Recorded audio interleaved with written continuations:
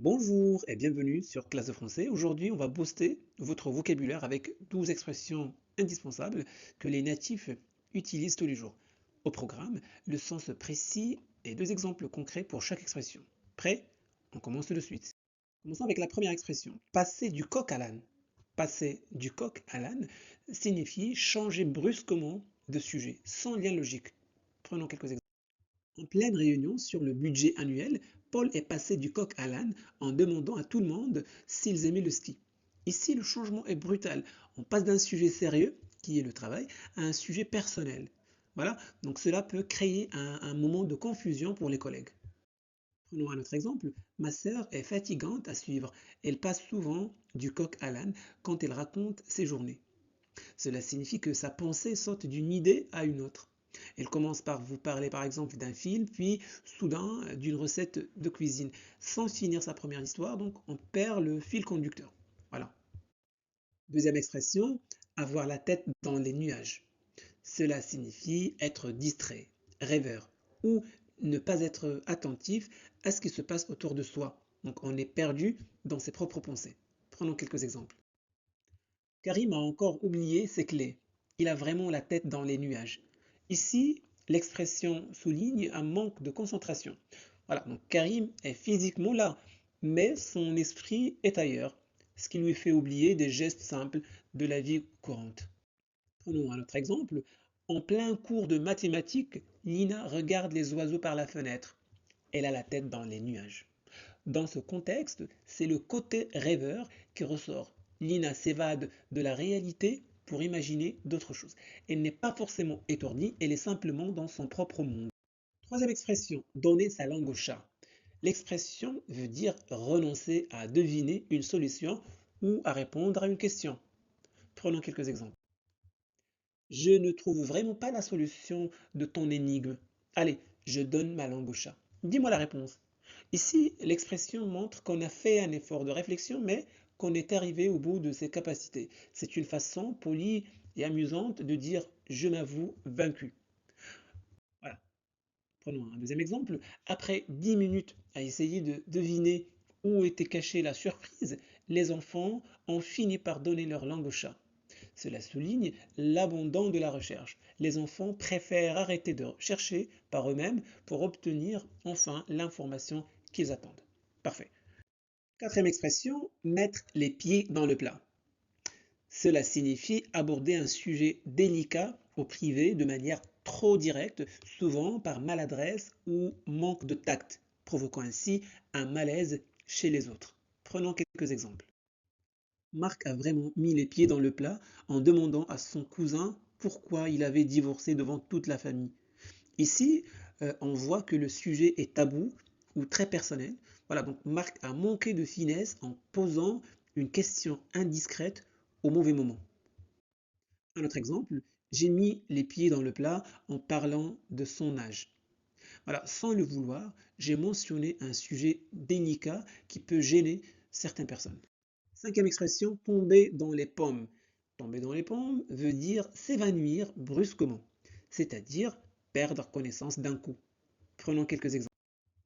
À cause de la chaleur, elle est tombée dans les pommes.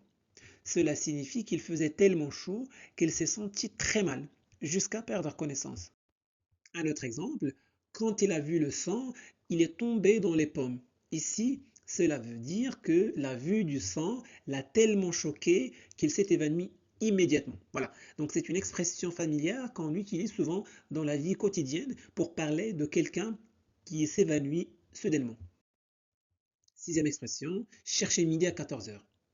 Voilà, cette expression signifie compliquer quelque chose de simple en se posant trop de questions ou en cherchant des problèmes inutiles. Prenons quelques exemples. Avec lui, chaque petite discussion devient compliquée. Il cherche toujours midi à 14 heures. Voilà, cela veut dire qu'au lieu de garder les choses simples, il complique inutilement les situations et finit par créer des problèmes là où il n'y en avait pas. Un autre exemple, pour choisir un cadeau, il cherche toujours midi à 14 heures. Ici, cela veut dire qu'au lieu de décider simplement, il réfléchit trop et complique inutilement son choix. Donc, c'est une expression qu'on utilise pour parler de quelqu'un qui rend une situation plus compliquée qu'elle ne l'est vraiment. Septième expression, mettre de l'eau dans son vin. Alors cette expression veut dire devenir plus modéré, calmer ses exigences et accepter de faire des compromis. Prenons quelques exemples. Après la discussion, chacun a mis de l'eau dans son vin. Alors cela signifie que les deux personnes ont adouci leur position et ont fait un effort pour trouver un accord. Un autre exemple, tu devrais mettre de l'eau dans ton vin et écouter les autres. Ici, cela veut dire qu'il faut être moins rigide, accepter d'autres opinions et faire preuve de plus d'ouverture. Huitième expression, prendre la mouche. Prendre la mouche signifie se vexer ou se fâcher très rapidement, souvent pour une petite raison. Prenons quelques exemples. Il a pris la mouche quand on a critiqué son travail. Cela veut dire qu'à la moindre remarque, il s'est senti attaqué et s'est mis en colère. Un autre exemple, ne prends pas la mouche, c'était juste une plaisanterie. Ici, on essaie de rassurer quelqu'un et de lui dire de ne pas se vexer pour quelque chose de léger. Voilà, c'est une expression qu'on emploie pour parler de quelqu'un qui se fâche facilement ou qui est sensible aux critiques. Neuvième expression, avoir la chair de poule. Avoir la chair de poule signifie ressentir un frisson, que ce soit à cause de la peur, du froid ou d'une émotion forte. Prenons quelques exemples. J'ai eu la chair de poule en regardant ce film d'horreur. Bon, cela veut dire que le film était si effrayant qu'il a provoqué un véritable frisson. Prenons un deuxième exemple. Cette chanson me donne la chair de poule. Ici, la musique est tellement émouvante qu'elle déclenche une réaction physique, un frisson intense. Dixième expression, avoir un poil dans la main. Alors, cette expression signifie être extrêmement paresseux et chercher à éviter tout effort. Prenons quelques exemples. Alors, il ne range jamais sa chambre. Il a un poil dans la main.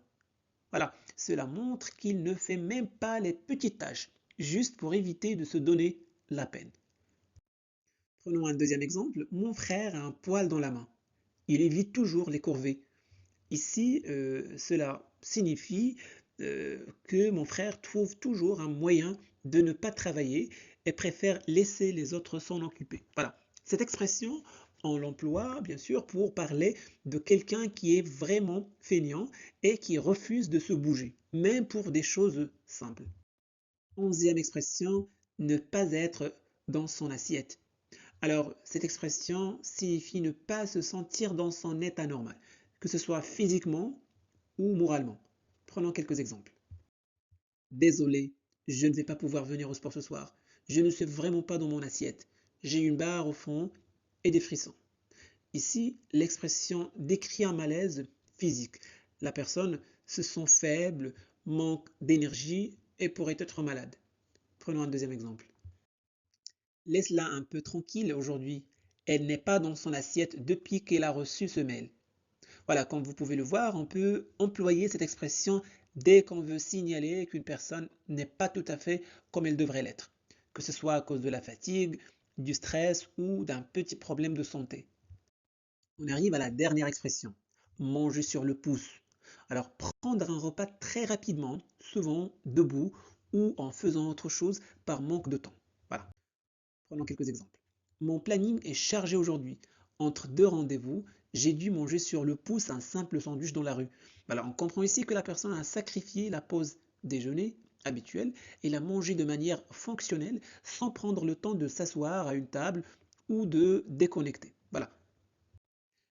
Un autre exemple, à la pause de midi, les étudiants mangent souvent sur le pouce devant l'université. Voilà, cela souligne le côté pratique et rapide. On ne parle pas d'un repas complet avec entrée, plat, dessert, mais plutôt d'un encas pris à la va-vite pour retourner rapidement en cours. Donc voilà pour aujourd'hui, j'espère que cette vidéo vous a plu. Si c'est le cas, faites-le savoir en laissant un petit j'aime. Vous pouvez partager cette vidéo avec vos amis pour les aider à progresser en français. Et n'oubliez surtout pas de vous abonner à notre chaîne Classe de français pour ne pas manquer nos prochaines vidéos. Merci de votre confiance. Au revoir.